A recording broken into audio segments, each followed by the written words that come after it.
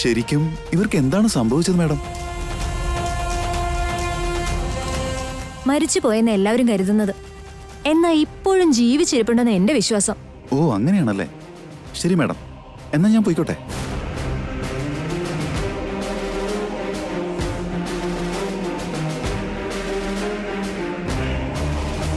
മഞ്ജരി, ഇപ്പൊ നിനക്ക് മനസ്സിലായല്ലോ, നിന്റെ ചിന്ത ഒരുപാട് കാട് കയറുന്നുണ്ടെന്ന്. വെറുതെ ആവശ്യമില്ലാത്തത് ചിന്തിച്ചുകൊണ്ടിരിക്കുന്ന നിർത്ത്. കാണുന്നതെല്ലാം മേഘനയാണെന്നുള്ള പല്ലവി ഒഴിവാക്ക്. മേഘനയും ഭാസ്കറിന്റെ അനിയത്തിയും തമ്മിൽ ഒരു ബന്ധവും ഉണ്ടാവില്ല. നീ വെറുതെ ഓരോ പ്രാന്ത് ആലോചിച്ച് കൂട്ടുന്നതാ. അറിയില്ല ആന്റി, ആ ഫോട്ടോ കണ്ടപ്പോ തന്നെ ഭാസ്കർ ഒന്നും ഞെട്ടിയില്ലേ? ഉള്ളിൽ എന്തോ പേടിയുണ്ടായിരുന്നു. നോട്ടത്തിൽ ധൈര്യവും കുറഞ്ഞു, സംസാരത്തിലാണെങ്കിലോ ആത്മവിശ്വാസം ഇല്ലായിരുന്നു. അയാൾക്ക് ഇത്രയും മാറ്റങ്ങൾ പെട്ടെന്നുണ്ടാവാൻ കാരണം? മഞ്ജരി, ഈ ഇടയായിട്ട് നിനക്ക് ഇല്ലാത്ത തോന്നല് കുറച്ച് കൂടുതലാ. നീ നടക്ക്, വാ.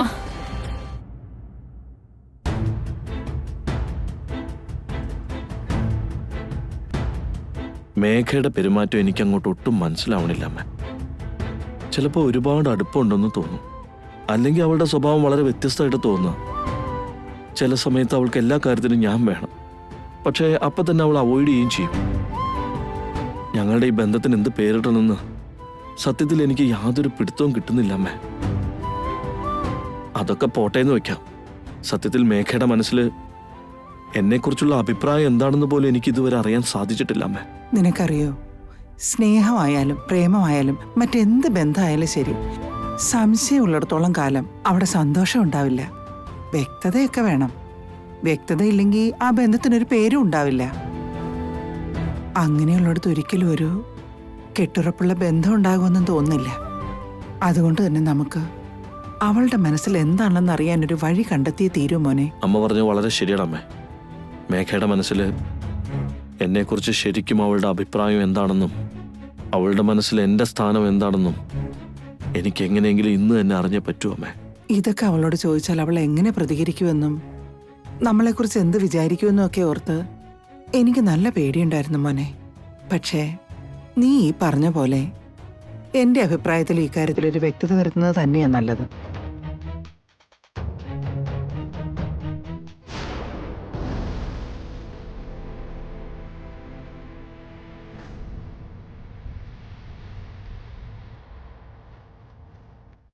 മേഘ ഒന്ന് നിന്നെ.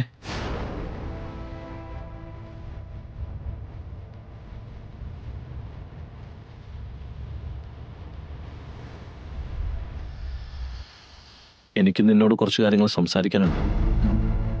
എന്ത് കാര്യത്തെക്കുറിച്ചാ? അതെല്ലാം ഞാൻ പറയാം മേഘ. എന്നുവെച്ചാ? ചില കാര്യങ്ങളിൽ കുറച്ച് വ്യക്തത വരുത്താനുണ്ട്. നീ ഒളിച്ചു വെക്കുന്ന കാര്യങ്ങളുടെ സത്യം എന്താണെന്ന് അറിയണം. പിന്നെ നീ നേരിട്ടുകൊണ്ടിരിക്കുന്ന പ്രശ്നങ്ങൾക്ക് പരിഹാരം കാണണം. ഇത്രയും കാലം നമ്മൾ തമ്മിലുണ്ടായിരുന്ന ബന്ധത്തിന്റെ പേരിൽ എനിക്ക് ചില കടമകളുണ്ട്. ഇത്രയും കാലം നിന്റെ നന്മ മാത്രമേ ഞാൻ ആഗ്രഹിച്ചിട്ടുള്ളൂ. മറ്റൊന്നിനെ കുറിച്ച് ഞാൻ ഇതുവരെ ആലോചിച്ചിട്ടേയില്ല. ആ ഒരു കാര്യത്തിൽ ഒരടി മുന്നോട്ട് പോകണമെന്നുണ്ട്. അതിനു വേണ്ടിയാ മേഘ എനിക്ക് നിന്നോട് സംസാരിക്കാനുണ്ടെന്ന് ഞാൻ പറഞ്ഞത്. ഞാനും എന്റെ കഴിഞ്ഞ കാലത്തെക്കുറിച്ച് നിങ്ങളോട് സംസാരിക്കാനിരിക്കുകയായിരുന്നു. അർജുൻ കേട്ടതൊക്കെ സത്യമാണ്. ഇതുവരെ നിങ്ങളുടെയൊക്കെ കൂടെ ജീവിച്ചിട്ട് എന്റെ കഴിഞ്ഞ കാലം മറച്ചു വെക്കുന്നതിൽ അർത്ഥമില്ലാന്ന് തോന്നി. എന്നെക്കുറിച്ചൊന്നും തുറന്നു പറയാതെ നിങ്ങളിങ്ങനെ വെട്ടികളാക്കുന്നതും ഒരു കാര്യമില്ലാതെ നിങ്ങളെ വട്ടം കറക്കുന്നതും ഒട്ടും ശരിയല്ല. അതുകൊണ്ട് എന്റെ കഴിഞ്ഞ കാലത്തെക്കുറിച്ച് ഞാൻ തുറന്നു പറഞ്ഞേ പറ്റൂ. സത്യത്തിൽ എന്താ സംഭവിച്ചെന്ന് വെച്ചാ,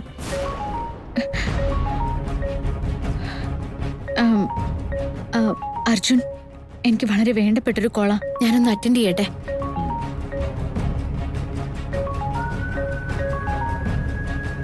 ഹലോ വിവേക്. ഹലോ ഏട്ടതി, ഞാനും വലിയേട്ടനും ഗസ്റ്റ് ഹൗസിലുണ്ട്. വലിയേട്ടൻ എല്ലാവരുമായി വഴക്കിട്ട് വന്ന് ഒരു കൺട്രോൾ ഇല്ലാതെ കുടിച്ചുകൊണ്ടിരിക്കുക ഏട്ടത്തി. ഞാൻ എത്ര പറഞ്ഞിട്ടും വലിയേട്ടൻ കേൾക്കുന്നില്ല. വലിയേട്ടൻ ശരിക്കും ഫ്രസ്ട്രേറ്റഡ് ആയിട്ടത്തി. ഇതൊക്കെ വീട്ടിൽ അറിയിക്കാന്ന് വിചാരിച്ച അവിടെ എല്ലാവരും പേടിക്കില്ലേ? എനിക്കും പേടിയാവുന്നുണ്ട് ഏട്ടത്തി. ഞാൻ ആലോചിച്ചിട്ട് എന്താ ചെയ്യേണ്ടതൊരു പിടിയും കിട്ടുന്നില്ല. ഏട്ടത്തിക്ക് ഒന്ന് ഇവിടം വരെ വരാൻ പറ്റുമോ? ഞാനോ? അതെ ഏട്ടത്തി, മേഘനടുത്ത് വന്ന വലിയേട്ടനൊപ്പം നിൽക്കാൻ കുറച്ച് ധൈര്യം കിട്ടിയെന്നെ. ശരി വിവേക്, നീ വിഷമിക്കാതിരിക്കെ. ഞാനിത് ഇപ്പൊ തന്നെ അങ്ങോട്ട് വരാം. ശരി മേഘനടുത്തി. അതെ അർജുൻ, നമുക്കിതിനെ കുറിച്ച് പിന്നെ സംസാരിച്ചാൽ മതിയോ? എനിക്ക് അത്യാവശ്യമായിട്ടൊന്ന് പുറത്തു പോണം. ഒന്നും വിചാരിക്കില്ലേ?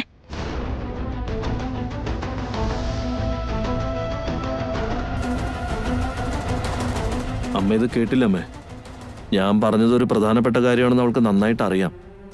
നമ്മൾ എന്താ സംസാരിക്കാൻ പോണേന്നുള്ളതും മേഘയ്ക്ക് അറിയാം. അതുകൊണ്ടാ ഒന്നും അറിയാത്തതുപോലെ അവൾ അവോയ്ഡ് ചെയ്യുന്നത്. എന്തോ വലിയ പ്രശ്നം നടന്നതുപോലെ അർജന്റ് എന്ന് പറഞ്ഞ് അവൾ പുറത്തിറങ്ങിപ്പോയി. എന്താ അമ്മ ഇതിന്റെ അർത്ഥം? എടാ മോനെ, നീ മേഘയെ വെറുതെ തെറ്റിദ്ധരിക്കല്ലേടാ.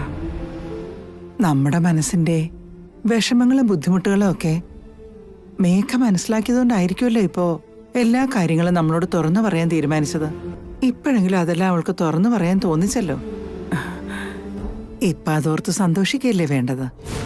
ഏതായാലും അവളിപ്പോ എല്ലാം തുറന്നു പറയാമെന്ന് സമ്മതിച്ചല്ലോ.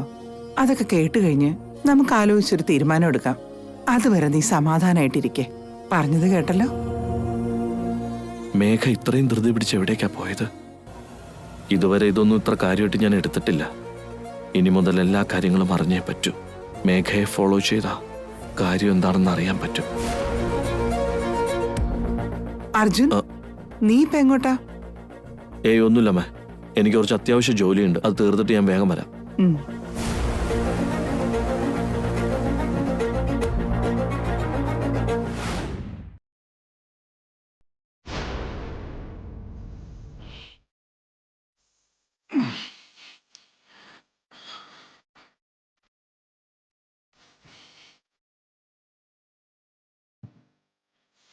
വലിയേട്ടാ, ഇപ്പൊ തന്നെ കുടിച്ചത് ഒരുപാടായി.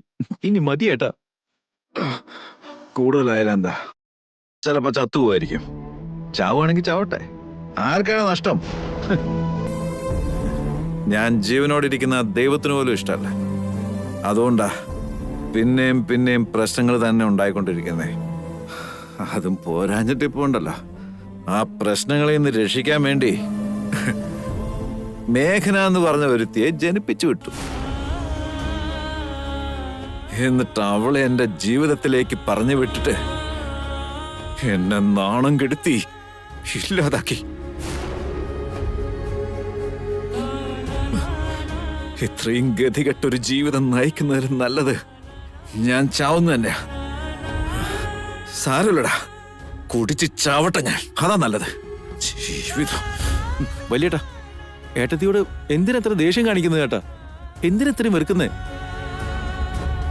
വലിയേട്ടനെ നന്നായി തന്നെയല്ലേ നോക്കിയത്? ഏട്ടനോടുള്ള സ്നേഹത്തിന്റെ പേരിൽ എത്ര വിഷമിച്ചിട്ടുണ്ട്.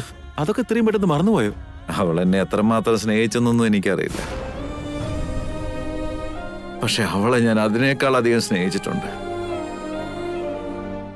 അവളോട് എനിക്ക് ആ സ്നേഹം ഇപ്പോഴും ഉള്ളതുകൊണ്ടാ ഇപ്പോഴും മഞ്ജരിയെ കല്യാണം കഴിക്കാതെ ഞാനിങ്ങനെ മുന്നോട്ട് പോകുന്നേ. അത് മാത്രമല്ല, അവളോട് അത്രയ്ക്ക് സ്നേഹം ഉള്ളത് കൊണ്ടാ എനിക്കിപ്പോഴും അവളെ മറക്കാൻ കഴിയാത്തത്.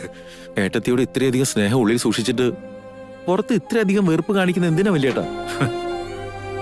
തണല് കിട്ടുമെന്നുള്ള വിശ്വാസം കൊണ്ട് നമ്മളൊരു മരത്തിന്റെ കീഴെ തലചായിക്കുമ്പോ ആ മരം തന്നെ നമ്മുടെ മേൽ വിഷം പെയ്യിക്കാൻ തുടങ്ങിയ പിന്നെ ആ മരത്തിന്റെ തണല് വിശ്വസിക്കുന്നതിൽ ഒരർത്ഥമില്ലടാ.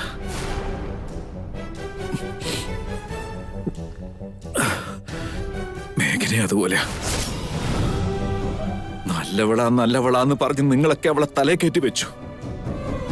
നിഷ്കളങ്കയാണെന്നും കൂടെ പറഞ്ഞ് വലിയ നിരപരാധിത്വവും ചാർത്തി കൊടുത്തു. പക്ഷേ ആ നിരപരാധിയുടെ ഉള്ളില് എത്ര ശതമാനം മനുഷ്യത്വം ഉണ്ടായിരുന്നു അറിയോ നിനക്ക്? അതല്ല വലിയേട്ടാ, ഏട്ടൻ മനസ്സിലാക്കി വെച്ചതിൽ തെറ്റും ശരി എന്തൊക്കെയാണെന്നൊന്നും അറിയാൻ സാധിക്കും.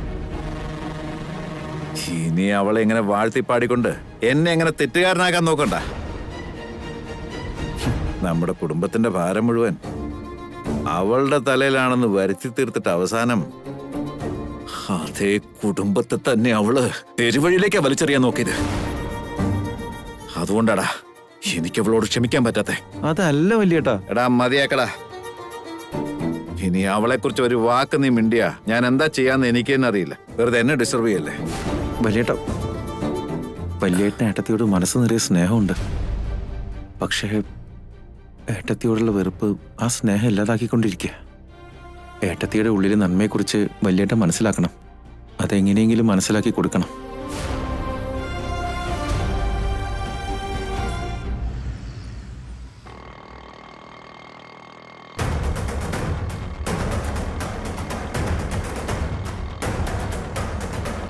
മിഥുനേട്ടന് ഇതെന്താ പറ്റിയത്?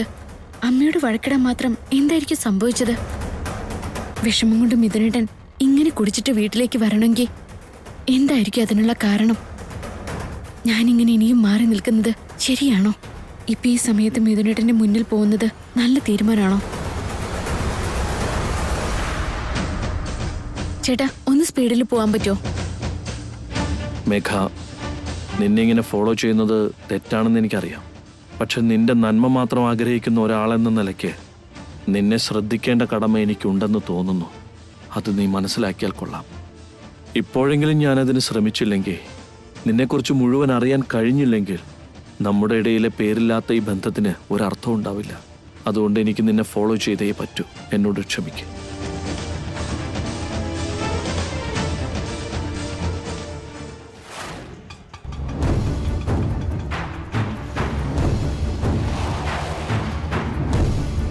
വിവേക്, ശരിക്കും എന്താ ഉണ്ടായത്? മിഥുനേട്ടന് ഇങ്ങനൊരു അവസ്ഥ ഉണ്ടാവാൻ സത്യത്തിൽ കാരണം എന്താ?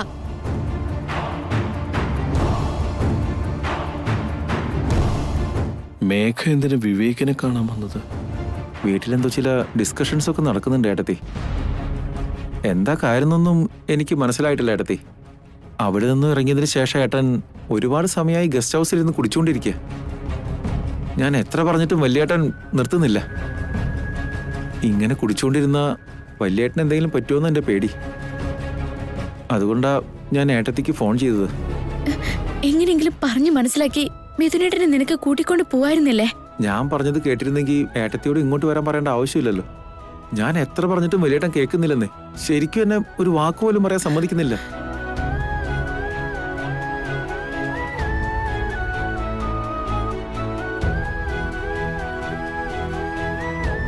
ഈ മേഘയും വിവേകും തമ്മിൽ എന്താണ് ബന്ധം?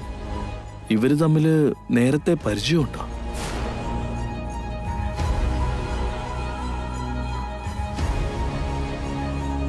മേഘയ്ക്ക് മിഥുന്റെ കുടുംബവുമായുള്ള ബന്ധം എന്തായിരിക്കും? ഇത്രയും കാലം മേഘ എന്നിൽ നിന്ന് മറച്ചു വെച്ചത് ഈ കാര്യമായിരിക്കുമോ? മേഘയ്ക്ക് ഈ കുടുംബവുമായിട്ടുള്ള ബന്ധം എന്താണെന്ന് എനിക്ക് തീർച്ചയായിട്ടും അറിയണം.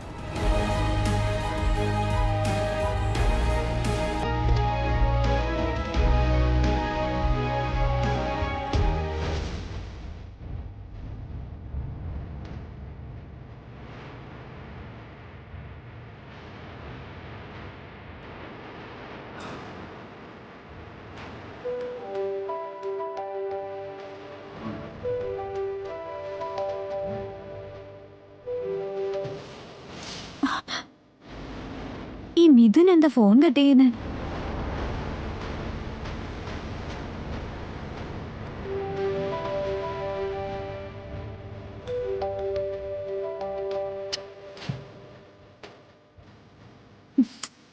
മിഥുൻ, എന്റെ ഫോൺ കട്ട് ചെയ്യാനായോ? ഒരു തരത്തെ ഈ സ്നേഹമൊക്കെ കൂടിപ്പോയാലും പ്രശ്നമാ. നീ ഓക്കെ ആണോന്നറിയാൻ ഞാൻ സ്നേഹം കൊണ്ടൊന്ന് കോൾ ചെയ്തപ്പോ നീ എന്റെ ഫോൺ കോൾ അവോയ്ഡ് ചെയ്തല്ലേ മിഥുൻ?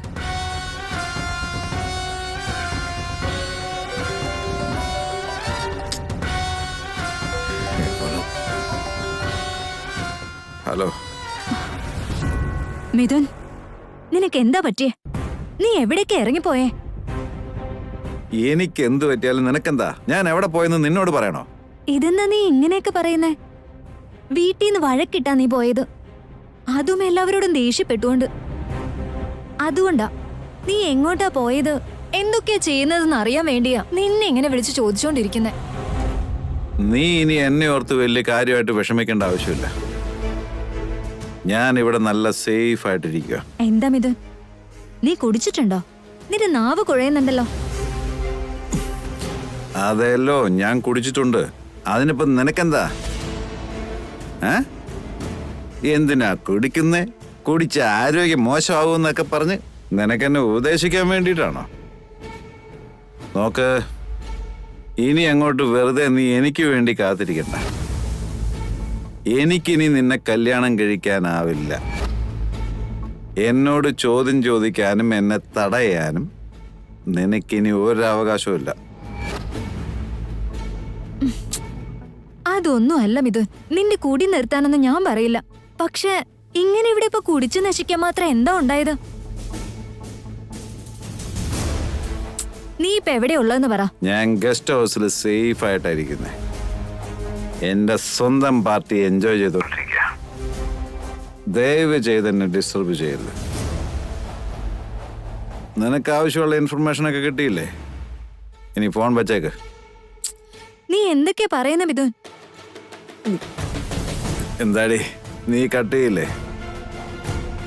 എന്നാ ശരി, ഞാൻ കട്ട് ചെയ്തോളാം. ബൈ. മിഥുൻ, മിഥുൻ, മിഥുൻ. എന്തു പറ്റി മഞ്ജരി? മിഥുനിപ്പോ എവിടെയാന്നാ പറഞ്ഞേ? ഗസ്റ്റ് ഹൗസിലിരുന്ന് മദ്യപിച്ചോണ്ടിരിക്കുക. അമ്മയോടും അച്ഛനോടുള്ള ദേഷ്യം അങ്ങനെയാ ഇപ്പൊ തീർത്തോണ്ടിരിക്കുന്നെ. ഈ ഇടയായിട്ട് മിഥുനിൽ ഒത്തിരി മാറ്റങ്ങൾ കാണുന്നുണ്ട് മഞ്ജരി. അതൊക്കെ തന്നെയല്ലേ ആന്റി എന്റെയും പ്രശ്നം. ഈ മാറ്റങ്ങൾ എന്തൊക്കെ പ്രശ്നം ഉണ്ടാക്കും, എവിടെ ചെന്ന് അവസാനിക്കും എന്നൊക്കെ ഓർത്ത് പേടിയാവും എനിക്ക്. ശരി ശരി, നമുക്ക് എന്നാ അങ്ങോട്ട് പോയാലോ? എവിടേക്കാ മഞ്ജരി? വേറെ എവിടേക്ക്? മിഥുനുള്ള ഗസ്റ്റ് ഹൗസിലേക്ക്. അവൻ നന്നായി കുടിച്ചിട്ടുണ്ടെന്നല്ലേ പറഞ്ഞേ. ഇപ്പൊ നമ്മൾ അങ്ങോട്ട് പോകേണ്ട കാര്യമുണ്ടോ? ഇപ്പൊ തന്നെയാണ് ആന്റി പോണ്ടത്. ഇനി ഒട്ടും വൈകിച്ചൂടാ. അതിന്റെ കൂടെ അവന് ബോധവും ഇല്ല. അവൻ ആഗ്രഹിക്കുന്നത് പോലെയൊക്കെ എനിക്ക് പെരുമാറാനും ഞാൻ ആഗ്രഹിക്കുന്നത് പോലെയൊക്കെ അവനെ മാറ്റിയെടുക്കാനും ഇതാണ് കറക്റ്റ് ടൈം. ആന്റി എന്തായാലും വാ, നമുക്ക് പോവാം. വിവേക്, വിവേക്, വിവേക്. ഏട്ടത്തി വലിയേട്ടൻ വിളിക്കുന്നുണ്ട്, ഞാനൊന്ന് പോയി നോക്കട്ടെ.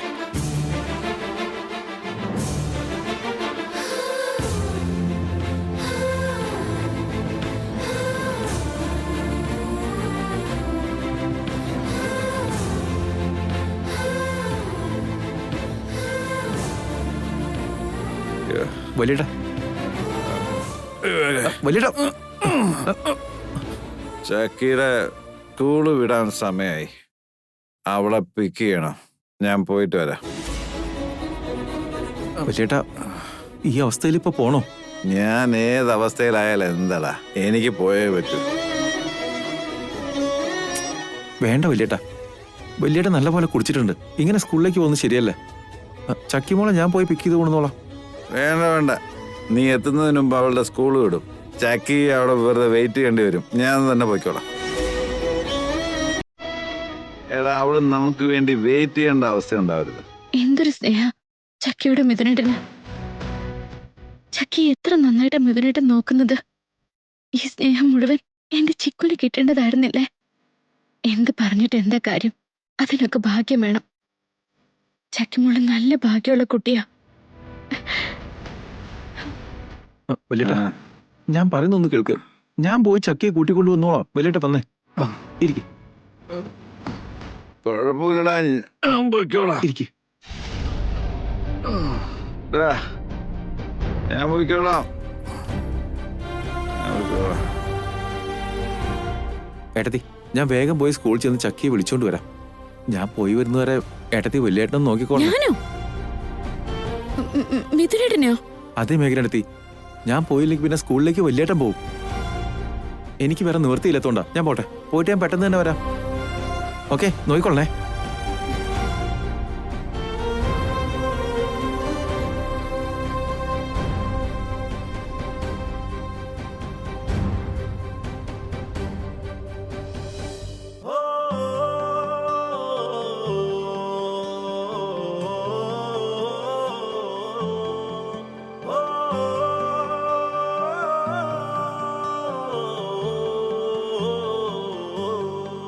പറന്നു പോയൊരു കിളികളെ ഓർമ്മതൻ വഴിയിലെ ചില്ലകളിൽ വരുമോ? നിറയും ഈ മിഴിയിണയിലെ നീർമണി നനവുകൾ. മിഥുനേട്ടൻ ഇവിടെ ഇങ്ങനൊരു അവസ്ഥയിൽ കാണുമ്പോ എനിക്ക് സഹിക്കാൻ പറ്റുന്നില്ല. തരുമോ? അമ്മയ്ക്ക് അമ്മയ്ക്ക് വേണ്ടി ഞാൻ അന്ന് കാര്യങ്ങളൊക്കെ ചെയ്യേണ്ടി വന്നപ്പോ മിഥുനേട്ടനോട് ഇങ്ങനെ ചെയ്യേണ്ടി വരുന്ന ഞാൻ കരുതിയില്ല.